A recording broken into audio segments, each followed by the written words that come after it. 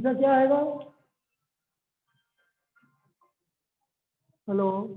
हाँ हाँ बेटा बोल।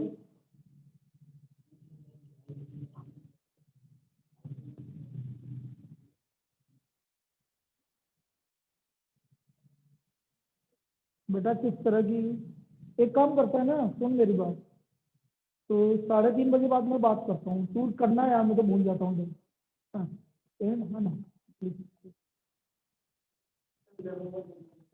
11/14। अगला कितना आएगा? 10/13। अरे एक एक कम होता जा रहा है ना, अंदर से निकालिए अपने बॉक्स। 15 में से एक निकाल लिया तो यहाँ बचा अब 11, 14 बचा अब 11। तो 11 अच्छी है, 14 टोटल है, फिर 10 अच्छी है, 13 टोटल। अब ये है इसकी प्रॉब्लम, इसको सोल्व कर लीजिए आप। एक ही बात है, उससे भी यही आएगा। या फिर आप ये भी कर सकते हो बेटा, जैसे ये बोल रहा है 12C3/15C3, एक ही बात है, उससे भी यही आएगा आंसर। उससे करोगे तो भी आंसर यही ही आएगा।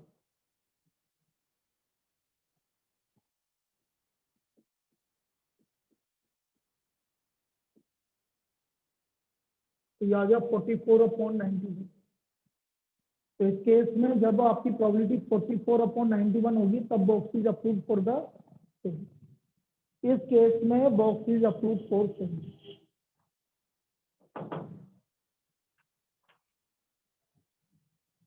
अब बताओ, आप तो गजब ही एक्सटेंट है ना, 31 मना रहे हैं देखो। हिमांशी नहीं है आज तो।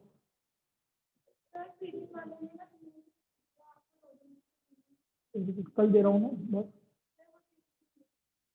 अरे पीडीएम क्लासेस बड़ी क्लासेस है, मेरी छोटी क्लास है यार।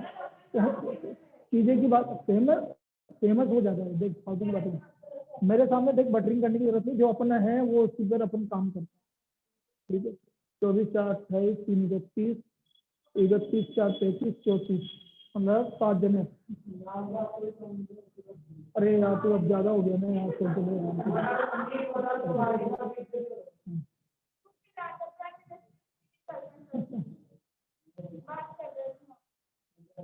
दे दी ना, कल की दे दी ना छुट्टी। और क्या, कल की छुट्टी कितनी बड़ी बात है।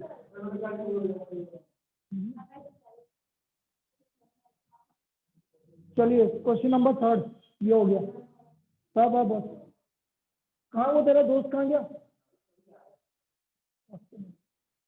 उसको टाइम लगता है कि हफ्ते में आने में?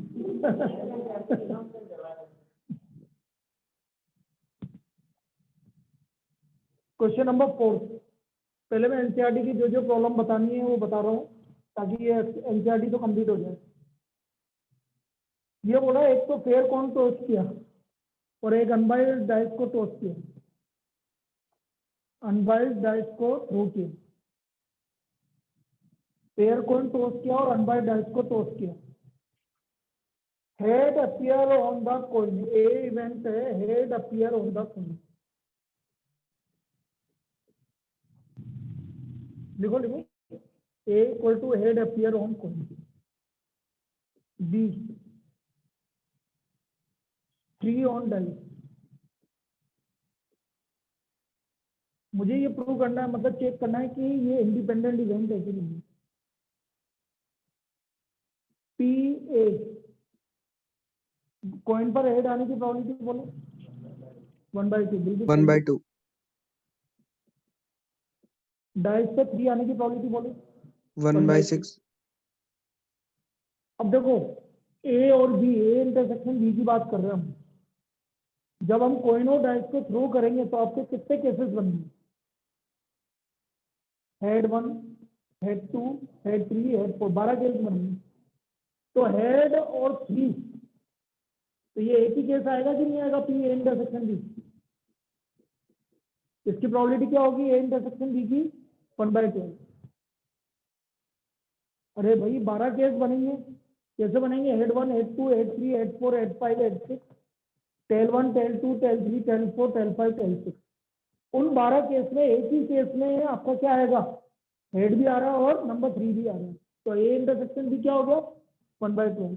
अब मुझे एक चीज करके देख लो, P A into P B करके देख लो भाई। 1/2 इंटू 1/6 क्या आ रहा है? तो बोलो इंडिपेंडेंट इवेंट है कि नहीं है? क्योंकि P A intersection B P A into P B के इक्वल है, इसलिए आपका ये इंडिपेंडेंट इवेंट है, ये इंडिपेंडेंट इवेंट है। तो आप क्या बोलोगे? Because P A intersection B equal to P A into P B, तो therefore A and B are independent. बस ये काम करना है, ए और बी इंडिपेंडेंट इवेंट, क्योंकि P A intersection B P A into P B के equal है, इसलिए ए और बी इंडिपेंडेंट इवेंट। क्या समझ में आया कि क्वेश्चन नंबर 4 भाई सभी को? अरे भाई बोलो ना भाई, ए और बी आपका क्वेश्चन नंबर 4 क्लियर है? Yes, sir. Yes, sir. चलिए क्वेश्चन नंबर 5 देखो। A die marked 1 2 3 in red and 4 5 6 in green. A event है, number is even, number is even, और B है number is red, number is red।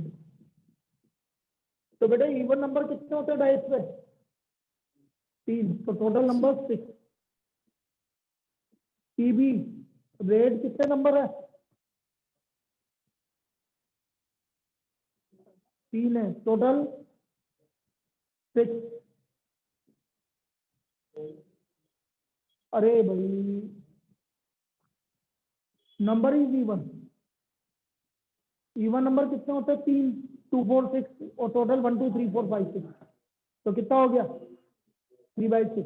Red 3 पर red है और 3 पर green है, तो रेड कितने हैं? 3, टोटल नंबर कितने हैं? 6, तो 3/6, मतलब 1/2 1/2। अब समझना भाई, A intersection B, number even भी होना चाहिए और रेड भी होना चाहिए। तो बेटा रेड किन किन को क्या हुआ?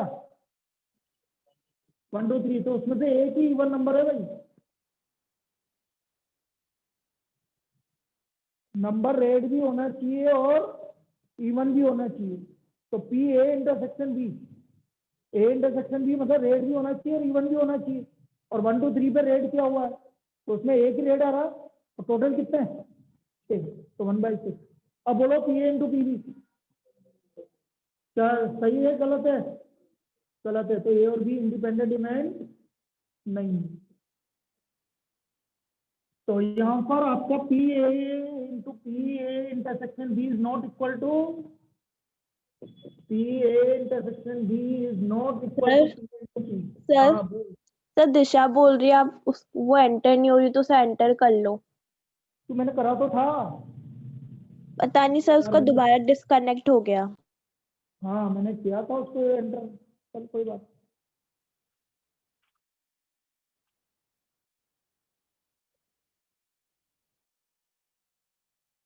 तो P A intersection B is not equal to P A into P B, तो A and B are not independent event. Answer देखो। अरे तुम्हारा एनसीईआरटी में देखो सर नहीं होगा दोस्तों।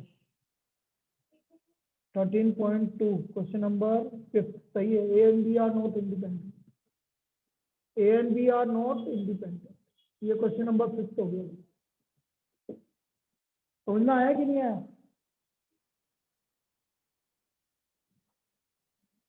6 मैंने कल दे दिया था। 7 बेटा कोई डाउट है तो अभी पूछ सकते हो। 10 तक किसी ने किया हो, 10 तक कोई डाउट आया हो तो अभी भी पूछ लो, 10th वाला बता दूं। ठीक है, क्वेश्चन नंबर 10 गिवन है पी नोट ए और नोट बी 1/4। नोट ए का मतलब, योर का मतलब डी मॉर्गन फ्लो लगाओ। ए इंटरसेक्शन बी का 1 minus P A intersection B, तो यहाँ से पी ए इंटरसेक्शन बी की वैल्यू क्या आ गई? 1 माइनस 1/4। अरे नहीं था बेटा, और ही लिखा हुआ है। और ही लिखो P A intersection B equal to 1 minus 1/4 कितना आ गया 3/4। अच्छा पी ए गिवन है 1/2 और पी बी गिवन है 7/12। क्या दोनों इक्वल आ रहे हैं क्या नहीं आ रहे तो ये इंडिपेंडेंट इवेंट नहीं है। ये क्वेश्चन नंबर 10 आपको गिवन था नोट ए और नोट बी। नोट ए का मतलब ए बार और का मतलब बी बार और मतलब union B bar. De Morgan's law लगाओगे तो ए इंटरसेक्शन बी का होल बार हटाओगे तो 1 minus P A intersection B. तो यहाँ से पी ए इंटरसेक्शन बी आ गया 1 माइनस 1/4 3/4 और P A into P B आ रहा है 7/24। तो P A intersection B is not equal to P A into P B. तो A and B are not independent. 11th आप कर लेना कोई दिक्कत नहीं हो जाएगा सीधा फॉर्मूला लगेंगे। 12 देख लो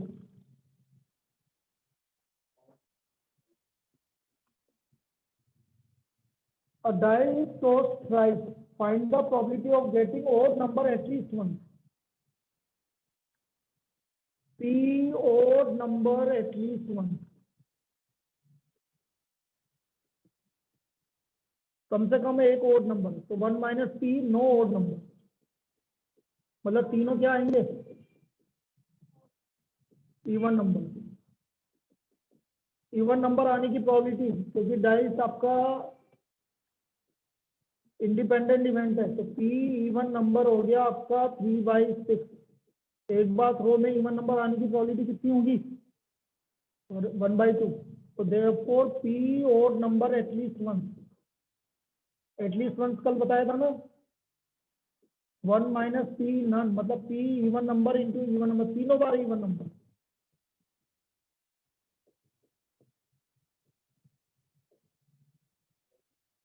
सेवन बाई 8 नहीं समझ में आया तो दोबारा समझा देता हूँ लिख लो पहले कॉपी कर लो फिर दोबारा समझा देता हूँ।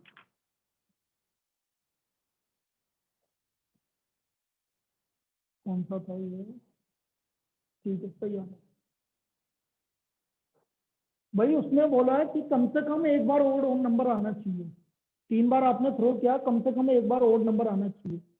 तो मैंने कल क्या बोला था कम से कम निकालना है तो 1 माइनस पी नन निकालना P at least once equal to 1 minus P none. तो 1 माइनस पी नन मतलब एक बार भी ओड नंबर नहीं आना चाहिए। तो तीनों बार क्या आना चाहिए इवन नंबर। पहली बार इवन नंबर आने की प्रोबेबिलिटी पहले डाइस को 1/2 दूसरे में भी 1/2 तीसरे भी 1/2। तो 1 माइनस 1/2 इंटू 1/2 इंटू 1/2 कितना हो गया 1 माइनस 1/8 7/8 आया समझ में। 12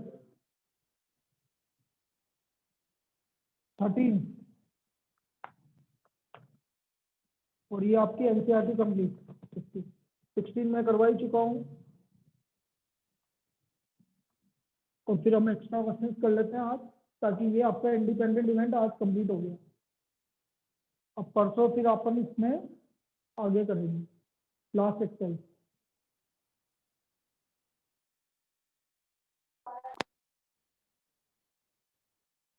अब देखो आज आरुष एब्सेंट हो गया हिमांशी एब्सेंट हो गई है। अरे रास्ते में क्या कर रहा है वो इतना रास्ते में क्यों घूमता है वो है ऐसा क्या हो गया।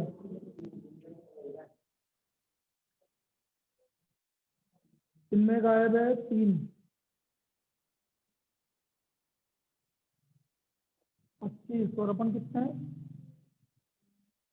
4 3 7 और 4 11 है ना 25 और 10 एक से एक्स्ट्रा 10 33 6 जने गायब है। 6 में मैंने 3 नाम बोले चिन्मय आरुष और हिमांशी ये 3 तो गायब है और ढूंढना पड़ेगा।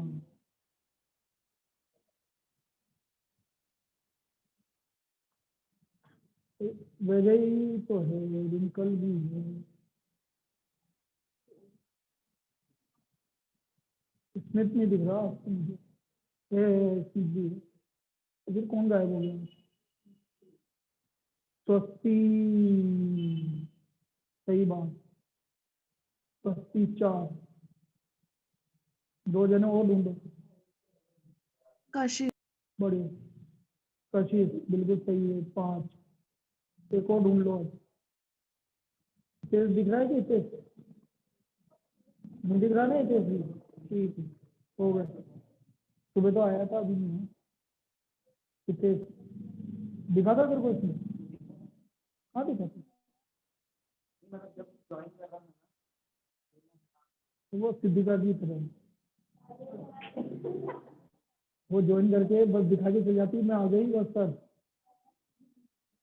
लास्ट दिन तेने जो किया तुझे भी पता है, मत बोल मेरे को।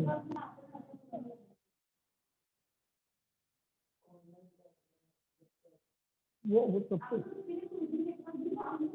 हाँ समझता नहीं है तू।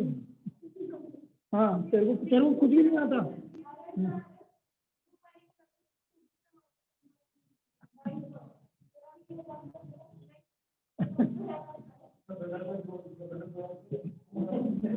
चलो भाई, two balls are drawn at random with replacement from a box containing 10 black। अभी चिंता मत करो, आज 6 बजे बाद तुम्हें अच्छी अच्छी फीलिंग आएगी, चिंता ही मत करो। डेट आएगी ना।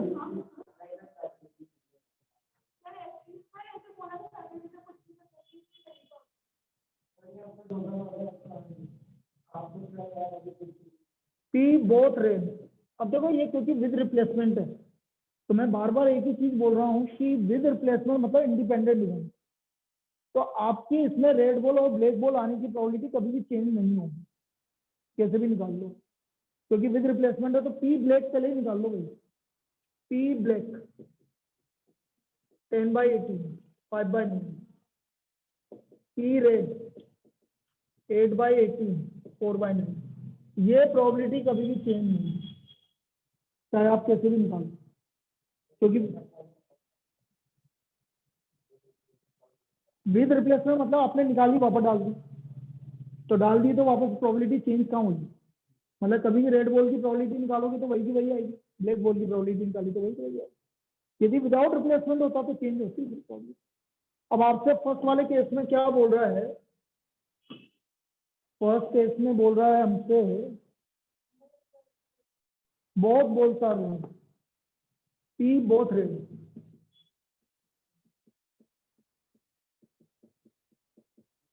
पी रेड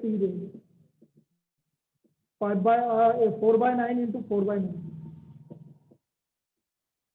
अच्छा, और उसको नीचे से आने में भी इतना टाइम लगता है?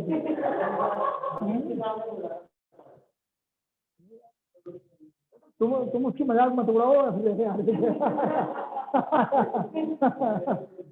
मतलब दोस्त होते हुए इसकी मजाक उड़ा रहा है कि सर वो क्या कर रहा है, वो धीरे धीरे चलता है तो ऊपर तक आने में टाइम लगेगा। देख, बहुत वेरी गुड बेटा, टाइम पे आया बिल्कुल टाइम, आधा घंटा। क्या हो गया बोल तो सही। नहीं बताने लायक बात नहीं है, बताने लायक बात नहीं है। अड़ गई थी तो अच्छा तू देखने लग गया होगा।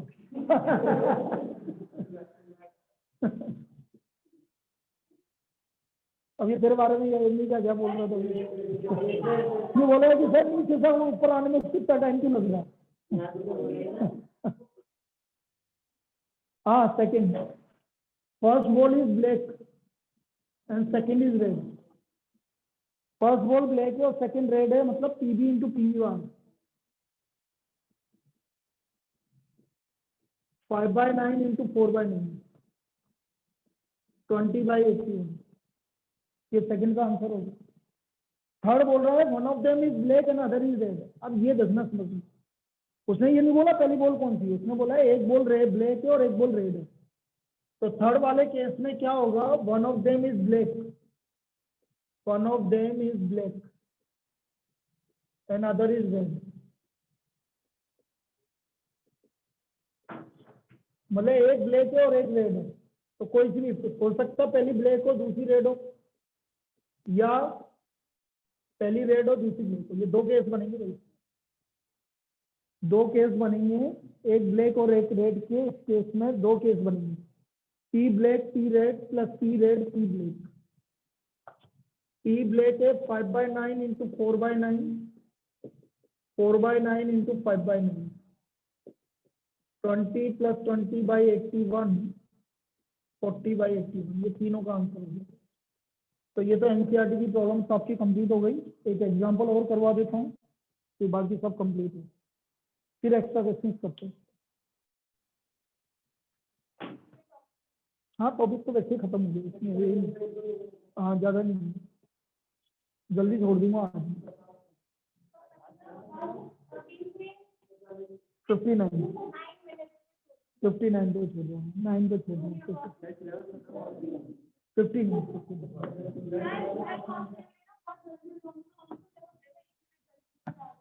मैं ये तो बोल रहा हूँ।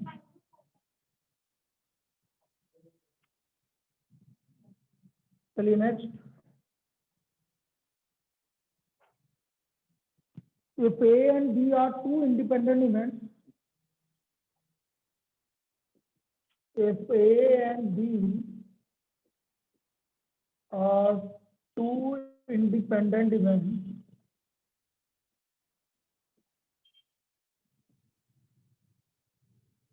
then the probability of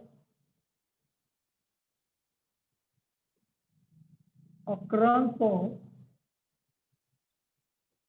at least one of A and B is given by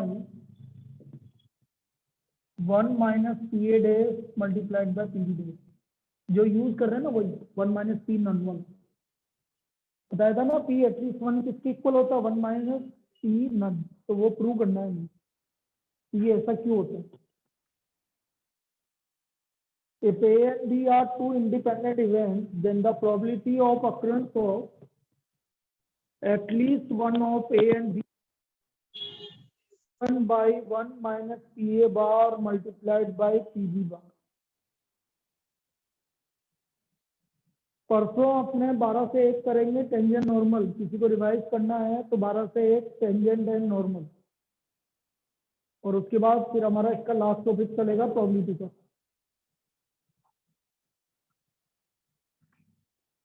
एक बार है ना, सिलेबस है ना तेरे पास? अभी नहीं है, डिलीटेड सिलेबस नहीं है, ये अभी निकाल दें।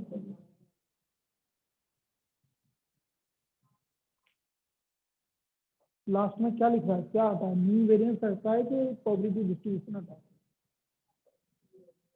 मिल गया फिर तो। लो नेक्स्ट, देखो sir, P at least one of A and B, P A union B, A union B होता है P A plus P B minus P A intersection B, P A plus P B minus P A intersection B।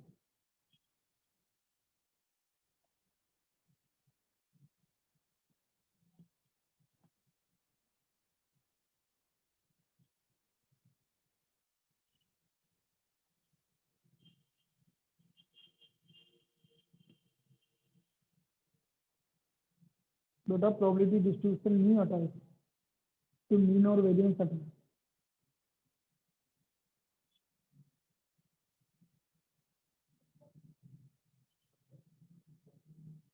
Only mean और variance हटा है, probability distribution नहीं हटा है। मतलब आगे करना पड़ेगा।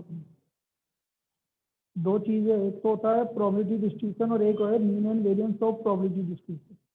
तो फिर मीन और वेरिएंस ऑफ प्रोबेबिलिटी डिस्ट्रीब्यूशन हटा करना पड़ेगा, आगे भी करना पड़ेगा। एक दिन का P A plus P B minus P A intersection B. अब ए और बी इंडिपेंडेंट इवेंट है, तो P A into P B हो गया भाई, because A and B are independent event.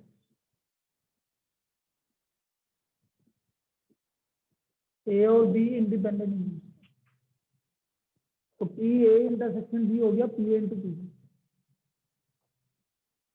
अब देखो मुझे जो प्रूव करना था 1 minus P A bar into P B bar prove करना था, तो सबको बार में कन्वर्ट कर दो।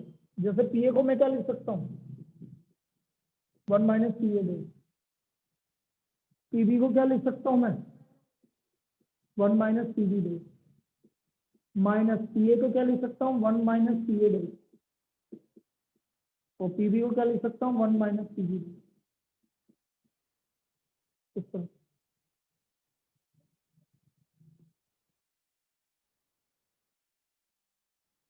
सोल्व कर लीजिए। 1 माइनस पी ए डेज, इनको लिखा रहने दीजिए अभी ऐसे कैसे, इसको अंदर मल्टीप्लाई कर लीजिए। 1 minus P A dash minus P B dash और plus P A dash P B days.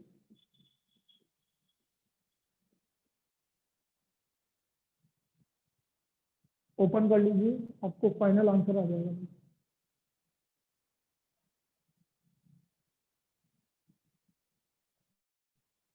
तो ये आ गया 1 माइनस पी ए डेज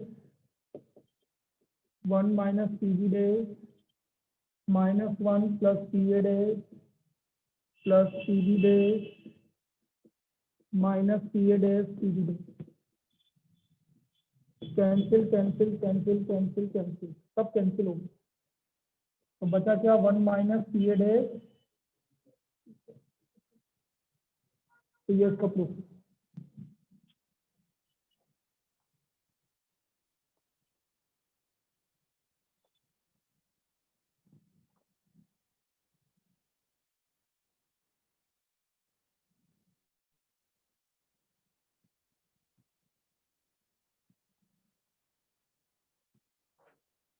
इधर आना,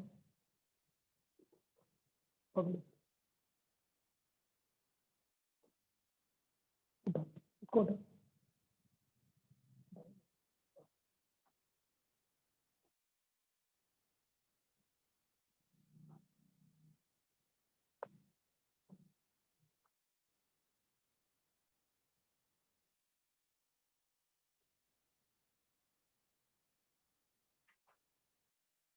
तो ये इस तरह से प्रूव होगा।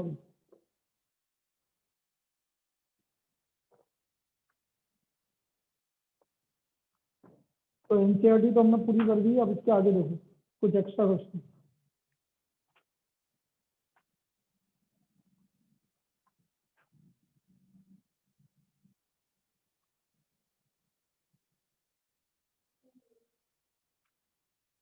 बिल्कुल, तेरी बात मैं मना कर सकता हूँ।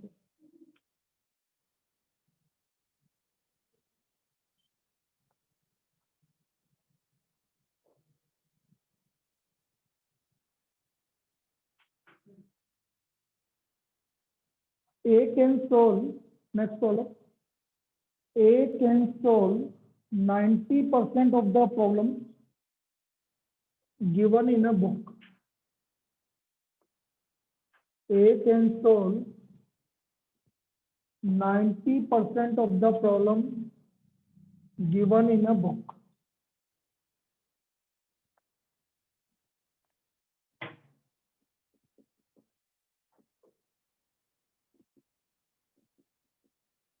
Given in a book.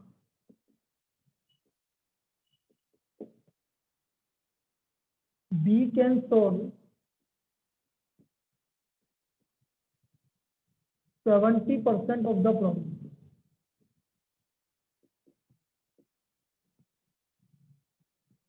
What is the probability that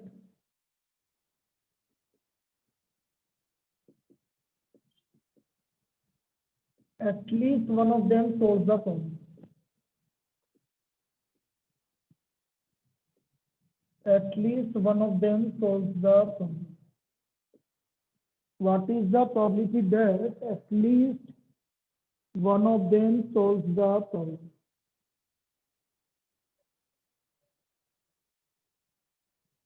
तो हमें क्या गिवन है, A can solve 90% of the problem. तो इवेंट ही मान लेते हैं भाई, A solve the problem.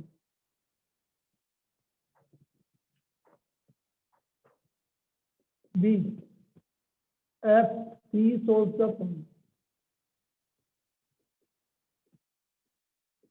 PE 90% case में सोल्व कर रहे हैं, तो PE bar 10/100,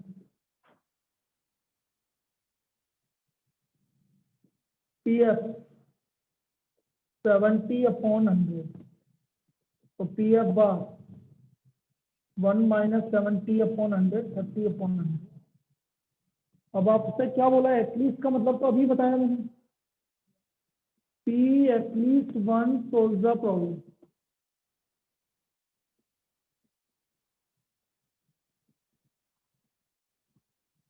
Equal to 1 minus P none solve, मतलब A भी सोल्व नहीं कर रहा है और B भी सोल्व नहीं कर रहा है, तो 1 minus 10/100 multiplied by 30/100,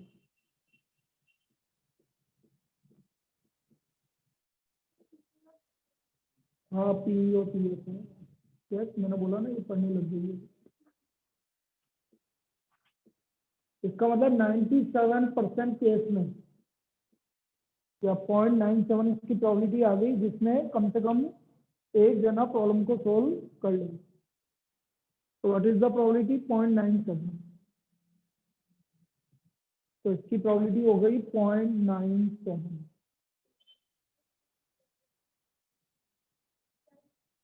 ठीक है बेटा, चलिए अगला लिखो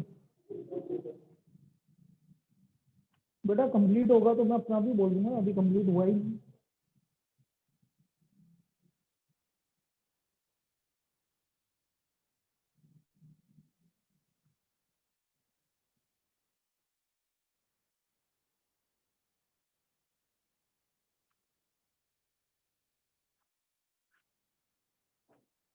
देखो next problem, A speaks truth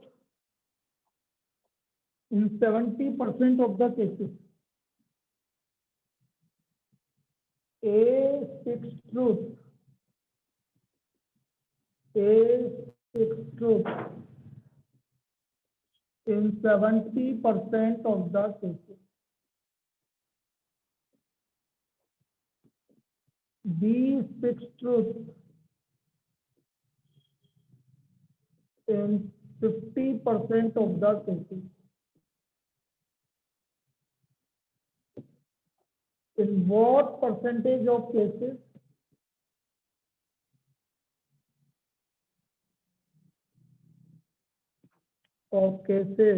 they are likely to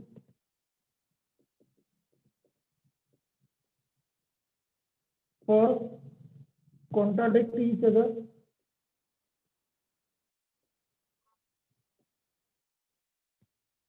second agree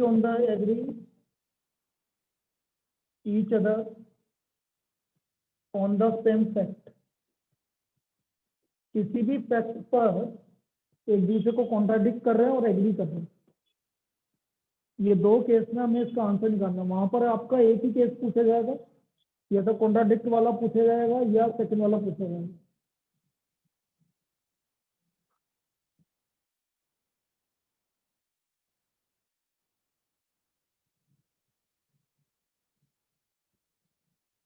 A speaks truth in 70% of the cases, B speaks truth in 50% of the cases. तो अगेन वही मानो E event E, A speaks truth, F B speaks truth,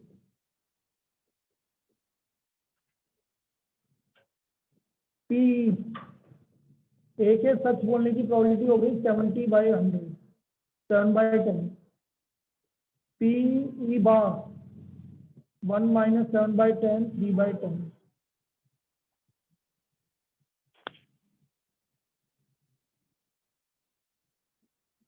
PF 50/100 1/2,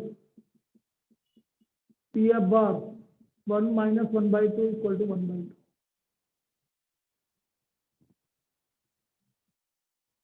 Now first case contradict each other,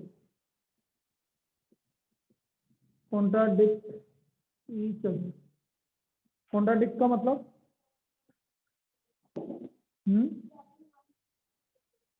नहीं, at least 1 कैसे आ जाएगा? Exactly 1, exactly 1। मतलब ए सच बोल रहा है तो बी झूठ बोलेगा, या ए झूठ बोलेगा बी सच बोलेगा। बिल्कुल सही है, एग्जैक्टली 1। एटलीस्ट 1 नहीं आएगा, exactly 1 is fix the case. मतलब एक सच बोलेगा, कॉन्ट्राडिक्ट कर रहा है, मतलब एक सच बोलेगा तो दूसरा झूठ बोलेगा। तो P की वैल्यू है 7/10, PF बार की वैल्यू 1/2, इसकी वैल्यू 3/10, 1/2। तो ये आ गया 7 + 3/20, 1/2। तो हमारा कॉन्ट्राडिक्ट ईच अदर की प्रोबेबिलिटी होगी 1/2, मतलब 50% cases. So therefore, in 50% of the cases, they are likely to contradict each other. They are likely to contradict each other. तो बेटा यदि ये कॉन्ट्राडिक्ट ईच अदर 50% केसेस में आ रहा है, तो बेटा 50% केसेस में ये एग्री भी करेंगे, क्योंकि टोटल प्रोबेबिलिटी 1 होती है। निकाल के बता देता हूँ कि नहीं, आप तो इससे करेंगे अपने agree on the same fact. Agree का मतलब है या तो दोनों सच बोलेंगे या दोनों ही झूठ बोलेंगे। तो P है 7/10 इंटू 1/2, 3/10 इंटू 1/2। तो 7 + 3/20, अगेन 1/2। अगेन 50% केसेस में वो दोनों एग्री करेंगे। ठीक है, तो दोनों में से कोई सी भी एक प्रॉब्लम आपसे पूछी जा सकती है कि भाई एग्री कर रहे हैं कि कॉन्ट्राडिक्ट कर रहे हैं। कॉन्ट्राडिक्ट करेंगे तो एक सच बोलेगा तो दूसरा झूठ बोलेगा।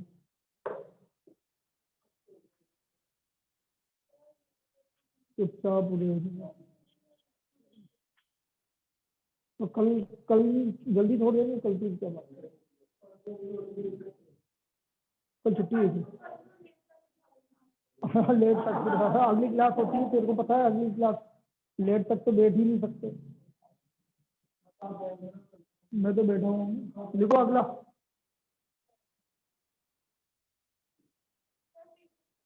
हाँ, मोमोज वाली पेटिस मोमोज वाली patties. A machine operates, next please. A machine operates if all of its 3 components function. If all of its 3 components function. A machine operates if all of its 3 components function.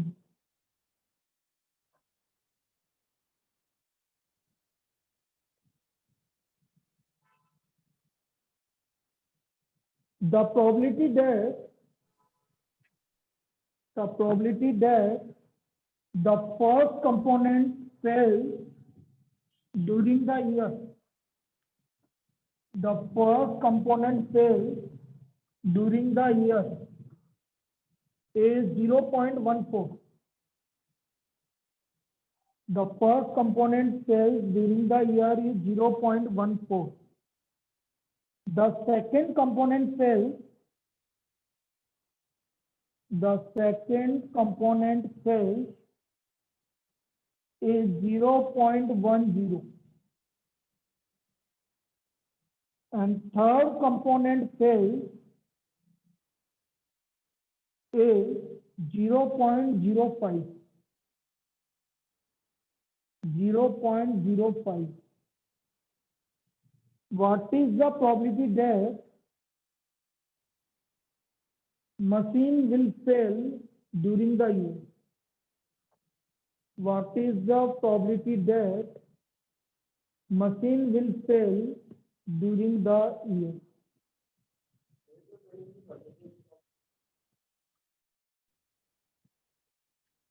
Let A equal to component A fails. A fails during the year.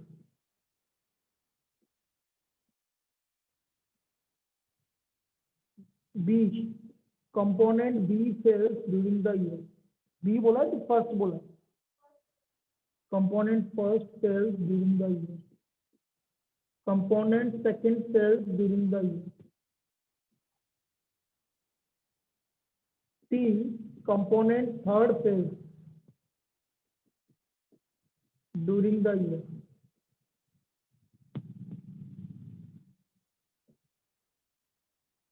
now P, machine will fail. बेटा machine कब fail होगी? जब कम से कम एक कोई भी एक component fail हो जाए, एटलीस्ट वन कंपोनेंट फेल। भाई कोई भी एक कंपोनेंट फेल हो जाएगा तो मशीन फेल हो जाएगी। इसने बोला ना कोई भी एक कंपोनेंट फेल हो जाएगा तो मशीन फेल हो जाएगी, वन कंपोनेंट फेल। तो 1 minus P, non component fail, एक भी कंपोनेंट फेल नहीं। तो एक भी कंपोनेंट फेल नहीं हो मतलब एक कंपोनेंट फर्स्ट कंपोनेंट फेल नहीं हो रहा, मतलब पीए बार, पीबी बार, पीसी बार। पीए गिवन है आपको 0.14, पीए बार हो गया 0.86, पीबी गिवन है आपको 0.10, तो पीबी बार हो गया 0.90, पीसी कितना गिवन है 0.5, तो पीसी बार गिवन है 0.95, रख दीजिए बेटा। तो this is equal to 1 minus 0.86 into 0.90 into 0.95, निकालना, इन तीनों को मल्टीप्लाई करना, वैसे 86.90 इंटू 0.95, 0.86.90 इंटू 0.95 निकालो भाई, तुम्हारा काम है, मेरा थोड़ी काम है।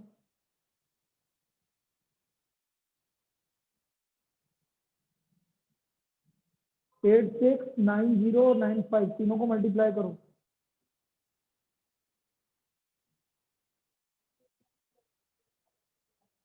73, क्या होगा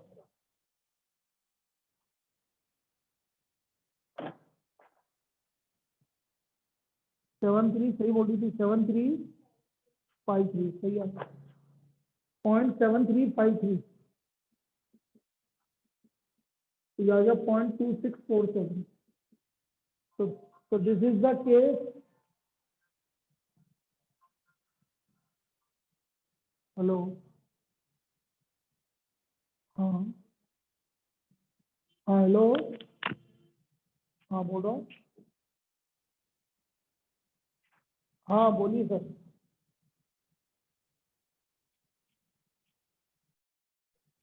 हाँ वो तो अपनी उस तरह बात हुई थी ना, आपने बोला जरूरत यही नहीं अपना, इसलिए तो आपने वो करा।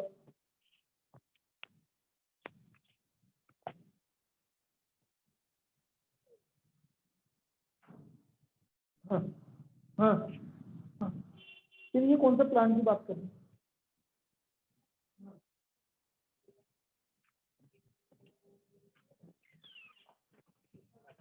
अच्छा ठीक, आपका